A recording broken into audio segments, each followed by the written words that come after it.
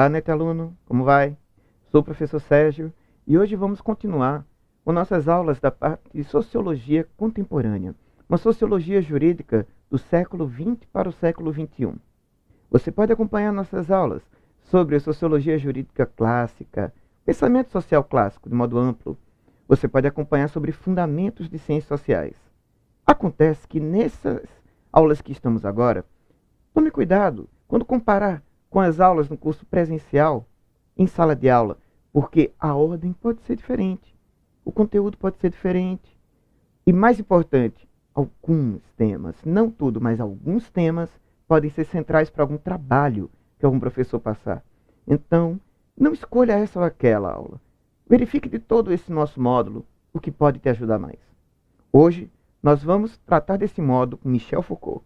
Quando eu começar a falar dele, lembre-se, ele contribui para a história do direito, ele contribui para a criminologia, ele contribui para a filosofia do direito.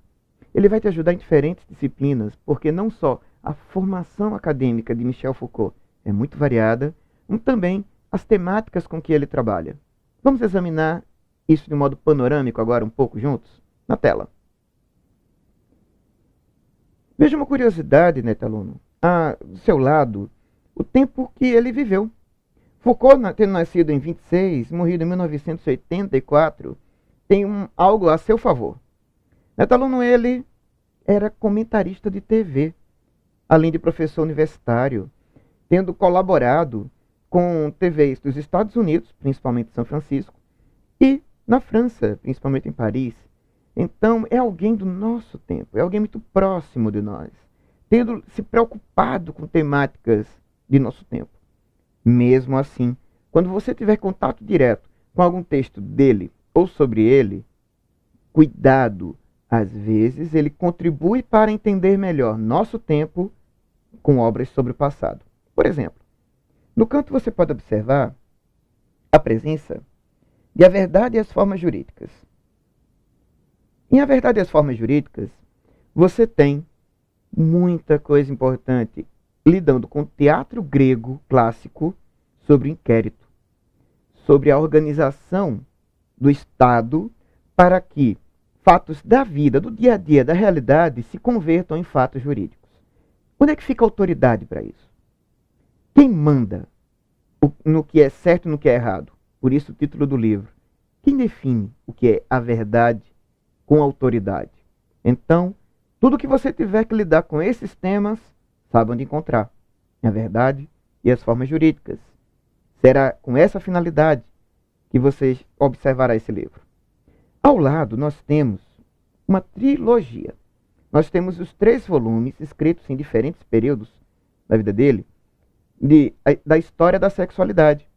O volume A Vontade de Saber, o volume O Uso dos Prazeres, o volume O Cuidado de Si. Você não vai ler isso, assim espero, fazendo um curso de direito. Afinal, por mais que possa atiçar sua curiosidade, a não ser que faça uma pesquisa ligada à área, numa iniciação científica, no trabalho de conclusão de curso, no dia a dia, tudo o que precisa é da ideia de biopoder dentro disso. Nós vamos abordar adiante essa ideia, não se preocupe. Ainda hoje vamos trabalhar juntos sobre isso. Ao lado, nós temos Microfísica do Poder. Este livro não foi organizado por Foucault e reúne textos diversos sobre diversas fases dele. Tem uma palestra dele, tem uma entrevista dele, tem um minicurso, tem muita coisa interessante. Então, vai começar algum trabalho usando Foucault, ideias dele? Dá uma olhada em Microfísica do Poder, porque com capítulos específicos você vai ficar bem à vontade sobre qualquer temática, lidando com textos do próprio Foucault, apenas não organizado por ele. Ao lado, você tem História da Loucura, onde Foucault vai trazer de volta a ideia de biopoder, a ideia de controle sobre a produção da verdade sob autoridade, na iniciativa de definir quem é normal e quem é anormal. É segundo quem que se define isso. Por fim, nessa nossa pequena lista, muito pequena porque a obra dele é imensa, e até, Neto aluno, alguns livros até hoje, quando eu estou gravando esta aula para você, continuam inéditos em português. Nós temos um livrinho de bolso. Fácil de encontrar, uma leitura agradável para uma hora ou duas, que é A Ordem do Discurso, uma aula inaugural, dada por Michel Foucault e transcrita. Em A Ordem do Discurso, nós temos elementos muito interessantes para o que eu vou te explicar hoje sobre o discurso. Vamos chegar lá. Sobre práticas discursivas e não discursivas, segundo Foucault. Sei que fazendo o curso de Direito você está sentindo falta de alguma coisa. Já que está sentindo falta, vamos pegar uma citação de Vigiar e Punir. Vamos trabalhar com Vigiar e Punir daqui a pouco. Não se preocupa. Vamos chegar lá. Mas, primeiro, para ter uma ideia geral de onde Foucault quer chegar. A expiação que tripudia sobre o corpo deve suceder um castigo que atue profundamente sobre, olha, o que é mais importante do que o castigo é isso. É sobre o corpo, mexendo com o coração, o intelecto, a vontade, as disposições. Isso é muito importante, né, aluno? Volta para mim. O coração, o intelecto, a vontade, as disposições. É muito importante para Foucault examinar de que modo nós temos autoridades, seja por meio do Estado, de órgãos de mídia, empresas, a família, a igreja, as instituições hospitalares, psiquiátricas, ele trabalha bastante com isso. A moda, em história da sexualidade, a moda aparece também. De que modo uma montanha de instituições fazem com que a gente esteja controlado? Às vezes sabendo do controle, às vezes concordando, às vezes não vendo opção. Mas o que nos controla no nosso dia a dia? É por isso que Foucault aborda o conjunto de sua obra dizendo assim, em várias ocasiões, em algumas entrevistas, isso é muito evidente, ele repete essa frase com certo prazer. Pegue minha obra como uma caixa de ferramentas. Use o que você precisar para explicar a realidade contra relações de opressão. Você pode ir para qualquer contexto, mas tendo isso em mente, com um devido cuidado, que eu já mencionava antes. Se ele fala de algo do passado e construiu uma certa ideia de mundo em cima daquele passado, às vezes não vai nos ajudar a entender o presente. Então, sempre com cautela. Vamos examinar essa cautela um pouquinho. Um dos autores que tem se destacado muito no Brasil, examinando isso em Foucault, com uma especial atenção para Vigiar e Punir, tem sido o professor Luciano Oliveira. Sobre isso nós temos agora na tela. Os golpes do carrasco no corpo do condenado foram substituídos pela monotonia de intermináveis horas, olha, essa monotonia é importante para nós, dedicadas ao trabalho, silêncio e orações por parte dos presos. Estamos falando de presídios de alguns séculos atrás, examinados em Vigiar e Punir por Michel Foucault. Nesse livro, O Aquário e o Samurai, de Luciano Oliveira, ele analisa de que modo, quando você exige orações, você está levando valores morais específicos.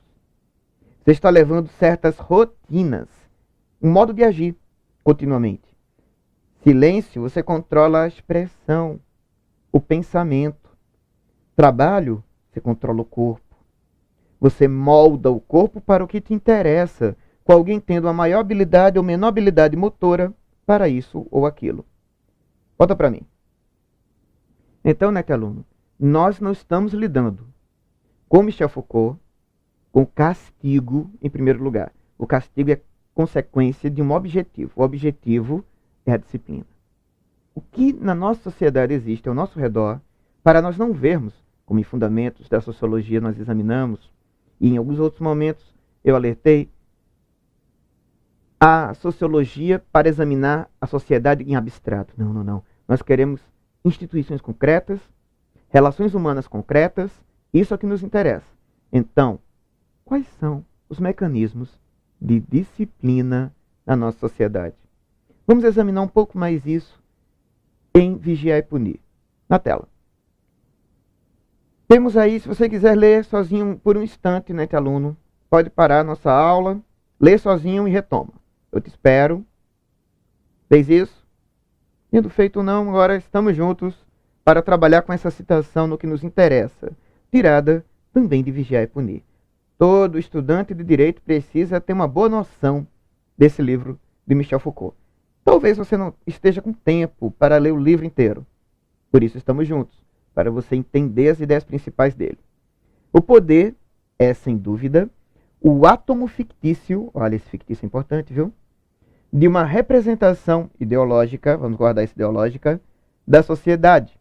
Mas é também uma realidade fabricada por essa tecnologia específica de poder. Vou guardar isso para nós trabalharmos com essa ideia, que se chama disciplina. Na verdade, o poder produz. Ele produz realidade. Produz campos de objetos e rituais da verdade.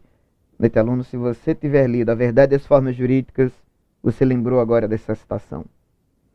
Porque campos de objetos e rituais da verdade são muito presentes lá. O indivíduo e o conhecimento que dele se pode ter se originam nessa produção. Olha só, o indivíduo e o conhecimento surgem disso. Mas eu existia antes, professor Sérgio. Como é que eu surgi aí?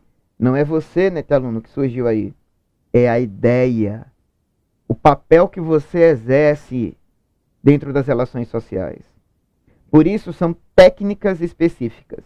Foucault não fala em tecnologia voltada a um celular, nem existia. Ele não fala voltada a um netbook, a um laptop, a um tablet. Ele fala voltado a técnicas. Quando ele se refere a isso, são técnicas. Ele é que tem expressões próprias e faz essa confusão para nós por um momento. Técnicas de poder que resultam na disciplina. Como é que isso funciona? Nós temos certos procedimentos em rotinas para controlar você, me controlar. Fazer com que nós sejamos mais obedientes. De que modo isso? Contando com os campos de objetos e rituais da verdade. Numa igreja, você terá, seja no culto, seja na missa, a hora de sentar, a hora de levantar, a hora de se ajoelhar. Você não controla isso. Alguém controla há muito tempo. Esse alguém possui uma relação de poder. Há algo voltado ali para o respeito, sim. Mas o objetivo é esse. Nós não estamos lidando com certo ou errado, bom ou mal. Apenas que isso acontece em sociedade. Na escola, há escolas em que todos se levantam quando o professor chega. O indivíduo, o estudante, é reconstruído para aquele contexto. O indivíduo fiel é reconstruído para o momento litúrgico, o momento da igreja. Então, os seus papéis sociais, em parte, são compreensíveis de acordo com o conjunto de ideias que te comandam, que te fazem seguir certos objetivos. E é isso que, por campos disciplinares, Foucault visa examinar. Volta para mim. Então, neste aluno, nós vamos examinar com Michel Foucault a microfísica desse poder. Ele chama assim. O que é essa microfísica? Eu não vou entender as relações humanas relacionadas com práticas disciplinares em pequenas coisas. Em relações comerciais, nos hábitos de me vestir. Por que eu me vesti desse e não de outro modo? É para obedecer a alguém? É para estar de acordo com certas regras? O que eu ganho com isso? Eu ganho apenas direito de estar ali? Ou eu evito castigos como uma punição disciplinar no emprego se não usar o uniforme completo?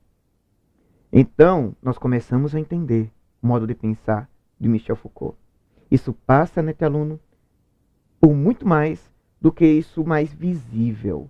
Isso é muito sutil na perspectiva de Foucault. Afinal, nós vamos lidando com práticas que ele chama de discursivas, quando tem texto envolvido, e não discursivas, quando não precisam de um texto para transmitir uma mensagem. Vamos examinar isso juntos? Na tela. Quando eu falo em discurso, né, aluno, cuidado. O átomo do discurso não é um palanque de candidato. Falar em discurso não é falar em discurso político eleitoral. O senso comum pode trazer essa confusão, mas nós não. Então, o enunciado é que é o átomo do discurso. E o que é o enunciado? E o que é o discurso? No discurso eu tenho tudo que eu transmito a mensagem. Sempre que eu digo algo para alguém, eu tenho um discurso. O enunciado é cada momento da minha mensagem. Eu posso ter o risco, cuidado, né, aluno, de pegar frases isoladas de alguém. Serão enunciados, essas frases isoladas. Para de fato compreender o discurso, eu preciso da articulação dos enunciados. Eu preciso da representação, da mensagem, da ideia transmitida em várias falas. Como em diferentes momentos esse discurso é transmitido? Como por diferentes mídias, símbolos, ideias, a mensagem é transmitida. Portanto, deve ser repetível para que possa reproduzir ideias. Eu preciso não trabalhar com momentos isolados, frases soltas em tempos de fake news, de frases isoladas fora de contexto que você pode ver na Italuno por aí, em memes de internet, em grupos de WhatsApp. Todo cuidado é pouco para entender de fato o que é o discurso. No discurso eu tenho algo que reproduz ideias de um modo regular, constante. Eu preciso encontrar a representação de mundo envolvida. Não se caracteriza, apesar disso, necessariamente, pela continuidade, mas pelas relações constituídas. Que papel eu exerço quando eu digo isso e não aquilo? O que eu quero dizer com isso? As formações discursivas são os conjuntos de enunciados nessa perspectiva da análise de discurso segundo Michel Foucault. Ou seja, qual é a formação discursiva jurídica? Qual é a formação discursiva religiosa? Qual é a formação discursiva recreativa na TV? Eu terei várias para cada momento desses. Eu terei vários interdiscursos em que eu transmito por diferentes caminhos, diferentes mensagens. Se eu tiver isso de um modo muito variado, eu posso ter vários discursos com os mesmos enunciados, quando eu mudo de contexto. Mas, Italuno, eu não falei muito em texto, eu falei contexto. Por quê? Porque eu tenho práticas discursivas, segundo Foucault, quando envolvem ideias verbalmente ou por algum texto, usando a nossa gramática para se expressar. E não discursivas, em outros campos da análise de discurso, diriam não textual, quando eu transmito uma mensagem sem depender disso. Vamos deixar isso mais claro? Talvez isso esteja muito genérico, muito abstrato.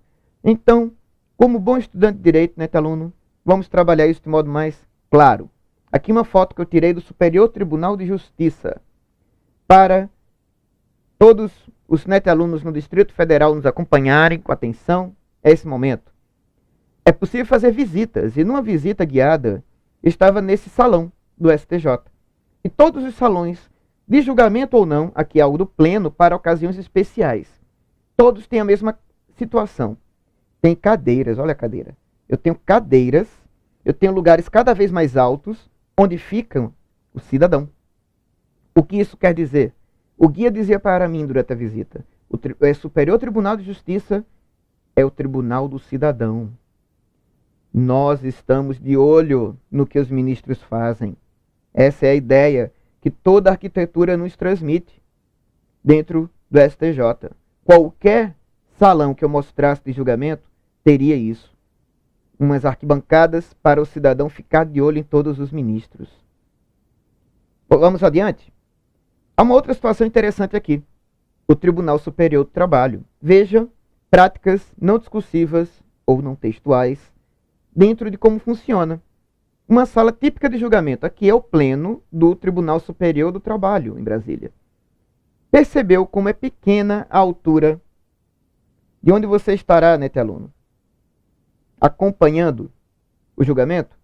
É quase a mesma altura dos ministros. Não tem nada os isolando. Quando você observar no Supremo Tribunal Federal, nós temos outra situação. Lá é proibido fotografar e filmar durante julgamentos, no STF. Os ministros ficam ao centro e muito acima de todo mundo. Poder. Um poder distante para poucos. Olha quantos são aqui os ministros do TST. Se quiser parar para contar as cadeiras por curiosidade, fique à vontade. O que fica em evidência aí? O processo. Todos estão praticamente ao mesmo nível. Diferença de um degrau aqui ao lado. E nada mais. Isso quer dizer, Italuno, é um tribunal mais próximo ainda do cidadão. Porque o cidadão não está de longe vigiando, o cidadão está praticamente à mesma altura apesar de distante por motivos de segurança dos ministros do TST. Gostou dessa comparação, Neteluno? Dessa análise de práticas discursivas e não discursivas? Vamos trabalhar um pouco mais com isso? Eu creio que você tenha gostado, então vamos trabalhar com o nosso Congresso Nacional agora. Uma curiosidade, Neteluno, eu quero mostrar para você, não sei se já viu isso antes. Os Netelunos que não estão no Distrito Federal talvez não tenham tido essa informação. Esses quadrinhos que nós temos aqui, com essas pinturas, são feitas, você sabia, Neteluno, com aspirador de pó. Não é interessante? É um funcionário da Câmara dos Deputados que faz isso diariamente. Foi o que o guia me disse, quando eu tirei essa foto. O que nós temos aí, Neteluno? Veja que nós estamos vigiando. Nós estamos bem de uma altura boa. Você está vendo de cima os seus parlamentares eleitos. Mas eles têm, acima deles, a mesa diretora. É quem manda nos nossos parlamentares. Essa mesa tem poder. Olha como a escada de acesso é escondida. Por quê? Porque não é para ninguém usar. Só eles. Isso é poder. Então, democraticamente, nós estamos acima. Quer mais uma mensagem muito interessante, Neteluno? A racionalidade os espreita pelo olhar de Rui Barbosa. E, acima de tudo, lembrar que é um país formado em cima de uma certa forma de fé. Ah, mas é um Estado laico. Por isso, está isolado, não está perturbando, interferindo. Por que eu usei perturbando? Porque seria uma forma de poder sem a razão. Seria por dogmas. Então nós precisamos no Estado laico ter à frente a racionalidade. Acima, o respeito à cultura formadora de nosso país. E mais, toda vez que tentaram tirar esse crucifixo foi lembrado. É patrimônio cultural, histórico e artístico. Não é por uma mediação religiosa. Ah, mas não sei se é ou não. Olha à frente. O que está? Na nossa aula sobre positivismo você já viu, né? Aluno, se não viu, está convidado para vê-la. O nosso brasão da República. É ele que está à frente. E abaixo, poder de um cidadão fazer representações do nosso poder constituído, do nosso Estado. Isso tudo sem ter uma palavra escrita, né, aluno? Por isso eu falo em práticas não discursivas nesse momento. Então eu posso entender o poder a partir da ideia de saber poder. O professor Sérgio parece que pulou alguma coisa. Não, né, aluno, não pulei. Porque o saber poder está presente se tem alguém que diz o que é o certo ou errado, acima de você, acima de mim. Se tem alguém que traz a verdade, de modo indiscutível. Nós não tínhamos isso na arquitetura que eu mostrei para você, mas nós podemos ter em muitos contextos. O saber poder é identificar quem controla, quem constitui, quem organiza aquele discurso. Quem sistematiza as estratégias discursivas que vão pautar certa dominação. Quais são as formações discursivas que geram essa estratégia? Que alimentam certo saber-poder? Que permitem compreender saberes da sociedade de um modo obediente e não explicativo. Como consequência, nós temos o biopoder e a biopolítica, com a busca, por vezes, do Estado, por vezes da iniciativa privada e outras várias instituições, por nos controlar. Como num exemplo clássico, sempre lembrado quando se fala em Foucault, o Estado, por vezes, não mata, mas deixa morrer. Eu me incomodo, como dirigente estatal, com o número de pobres. Eu deixo de investir em hospitais públicos para que os pobres morram em maior número. Eu deixo de investir em presídios para que negros, pobres, pessoas que não puderam pagar advogado, fiquem lá apodrecendo. Então, o biopoder está no controle direto ou indireto que eu posso ter do Estado ou de outras instituições sobre o corpo. Seja fisiologicamente, eu digo que é a cesta básica. Eu digo que alguém deve comer como mínimo existencial. Mas quem sou eu para dizer isso? Essa é a pergunta sobre o saber-poder. Quem sou eu para dizer isso ou aquilo? O que me faz poder mandar em alguém desse modo? Volta para mim. Então, aluno, nós lidamos com uma microfísica do poder, com o biopoder, com o saber-poder, com a biopolítica. Biopolítica naquilo que se relaciona com políticas públicas. Biopoder, onde está a relação de opressão sobre o corpo, a postura corporal, a fisiologia interna de alguém. O saber-poder, quem comanda o que é certo ou errado. O que você pode saber, como você pode saber. Todo o jogo dessas palavras nos permite levar a imaginação a 1000 fatores. Por isso, Foucault dizia, use como caixa de ferramentas, desde que enfrentando relações de opressão. Há pequenas formas de mandarem alguém no dia a dia, mas elas se comunicam para um controle maior muitas vezes. Vamos examinar isso em outros contextos. Vamos trabalhar juntos ainda dentro da nossa obra mais esperada no direito. Na tela, para nós examinarmos no contexto de Vigiar e Punir.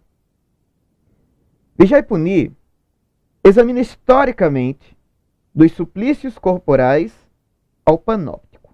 O panóptico é uma estrutura, normalmente na arquitetura circular, em que você é vigiado sem saber que é vigiado. Há uma vigilância contínua sem o vigiado ter plena consciência.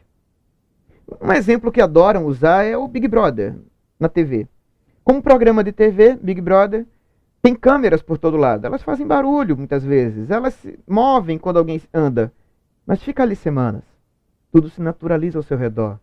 Você deixa de perceber.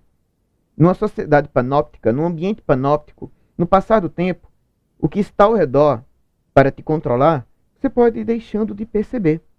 O essencial, no presídio como metáfora em Vigiar e Punir, não é o presídio como objeto de estudo, é como metáfora. É ver a sociedade disciplinar. Não é a sociedade disciplinada, é o que é feito para disciplinar a sociedade. Veja que mudaram a capa de Vigiar e Punir com o passar do tempo.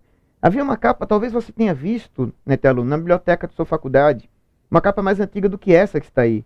Uma capa azul e branca, em que havia Vigiar e Punir, 2 pontos. A história da violência nas prisões. Morrou aquele título, subtítulo, porque o livro não é sobre isso. O livro traz o nascimento da prisão. Afinal, nós temos a prisão como metáfora, trazendo consigo o que é feito para nos controlar, gerando homens dóceis e úteis. Cursos profissionalizantes em que você pode saber certas coisas e outras não. Regras de conduta para que você não reaja no dia a dia, para que você aceite melhor, internalizando na sua consciência e no seu corpo. Isso aparece na postura corporal mais inclinada de muitas profissões, sem olhar nos olhos de quem comanda o processo produtivo em empresas, em fazendas, no dia a dia até de empregados domésticos. Uma expressão curvada sem olhar nos olhos é a internalização física de homens dóceis, bem disciplinados, trazendo para si preceitos morais, regras de convivência, onde se deve obedecer. O sistema punitivo, como saber, poder, olha ele voltando, depende de práticas punitivas, não discursivas, e penas, como prestação ao público, práticas discursivas. Isso quer dizer, veja como na nossa sociedade brasileira, né, aluno, quanto mais grave o crime para a sociedade, mais comum que a pena seja a privativa de liberdade. Porque qual é a ideia? Eu transmito por prática não discursiva uma certa mensagem. Eu estou fazendo com que alguém me obedeça de certo modo. Onde está a prática não discursiva nesse contexto? Está em dizer, olha, vai ficar bem longe de todo mundo, o presídio, por um longo período sem conviver, já que não sabe conviver. E penas com prestação ao público, práticas discursivas. Por quê? Porque eu terei a descrição, a pena, de um texto. É proibido fazer isso. E estamos tomando medidas para que aquilo não ocorra mais. Volta para mim. É assim, né, aluno, que eu creio que você tem agora uma vasta caixa de ferramentas para trabalhar Michel Foucault em provas, trabalhos da faculdade, uma questão aberta, mais geral, de uma prova, poder usar essas expressões, sempre citando a obra, sempre lembrando de voltar à aula quantas vezes você precisar. Bons estudos para você.